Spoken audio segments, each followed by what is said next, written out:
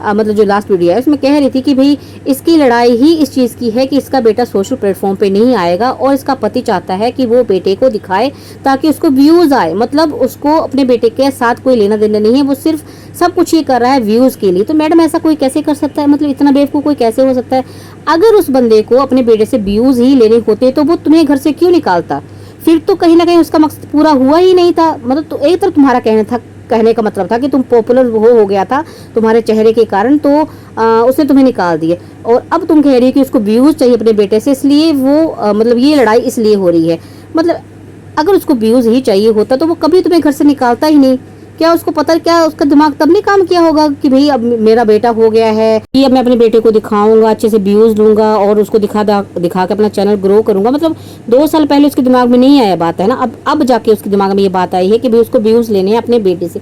मतलब तुम जो बोलती हो वो खुद सुनती भी हो, अपने वीडियोस ना कभी देख भी लिया करो कि जो स्क्रिप्ट लिखता है ना तुम्हारे, उसको भी तो बादाम वगैरह खिलाओ ताकि अच्छे से स्क्रिप्ट लिखे। तो कहीं ना स्क्रिप्ट पढ़ते पढ़ते या बोलते बोलते तुम अपनी बोल खुद ही खोल देती हो, है ना। कि मतलब मैंने कहा ना कि 2 बातें हो सकती हैं, तो तुम्हें घर से निकाला, ये बंदा व्यूज के लिए करा। हालांकि दोनों की दोनों बातें झूठ है, क्योंकि तुम झूठी मकार और हो, एकदम झूठ बोलती हो, ये बात क्लियर हो चुकी है ना। और एक बात इस मैडम ने बहुत गलत करी जो मुझे बहुत बुरी लगी, कि भाई इसका कहना कि जो सास इसकी शगुन दे रही थी। देखिए शगुन का मजाक इसने पहले भी उड़ाया था, जब उसके पति ने अपने बच्चों को उसके बर्थडे पे 500 रुपीज दिए थे, उसका भी मजाक उड़ाया था। लेकिन आज तो उसने हद ही कर दी। इसका कह रहा था कि भाई जो शगुन दे रही वो कहीं ना कहीं इसकी कमाई है, इसके ही पैसे, क्योंकि इसके नाम से चैनल चल रहा। तो मैडम तुम्हें शर्म नहीं आती बोलते हुए? माना कि तुम्हारे जो फायदा हुआ था उसके चैनल को हुआ था शादी के बाद, पर तुम शायद भूल रही हो कि वो चैनल जो है ना तुम्हारी शादी से पहले का था, और कहीं ना कहीं फायदा तुम दोनों को हुआ था। जो लोग तुम्हें देखने आते थे ना, वो इसलिए देखने आते थे कि मतलब एक न्यूली है ना मैरिड कपल था, उसको देखने आते थे। तो फायदा अगर उसको हुआ तो तुम्हें भी हुआ है फायदा।